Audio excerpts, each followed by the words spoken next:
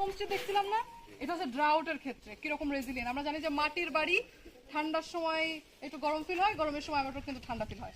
তো ওইটার জন্য একটা রেজিলিয়েন্ট হোমস্টে দেখানো হয়েছে। তবে এখানেও আমাদের যে মাটি ছিল সেই মাটি দিয়ে আমরা করতে পারছিলাম না দেয়াল, তার জন্য আমরা এরকম সেম 92% মাটিতে গেছি, বাকিটা বাইন্ডিং ম্যাটেরিয়াল এইভাবে আমরা মিক্স করে করা।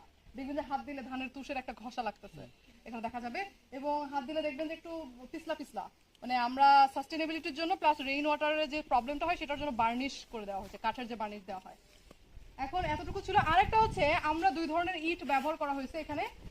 একটা হলো দেখেন আমরা শুকানো এই মাটিটা আমাদের পুরানো, মানে শুকিয়ে, মানে প্রথমে মাটি যেটা তৈরি করলাম সেটাকে কম্প্রেস করা, জোরে কম্প্রেস করে কি বলে রোদেই শুকিয়ে আমরা এই ঘর বানানো।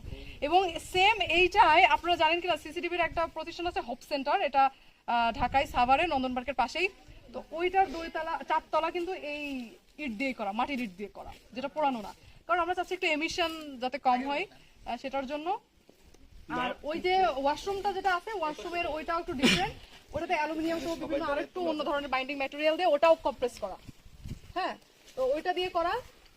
এতটুকু ছিল ইটের বা ম্যাটেরিয়ালের পার্ট থেকে। এবং যে একটা দেখেন ওখানে বায়োগ্যাস সিস্টেম আছে, দেখা যায় কিনা পেস্ট কালারের ওটার পাশে, ওটা হচ্ছে পোর্টেবল।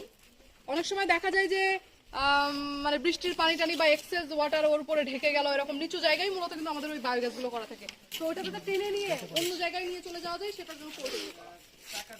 আচ্ছা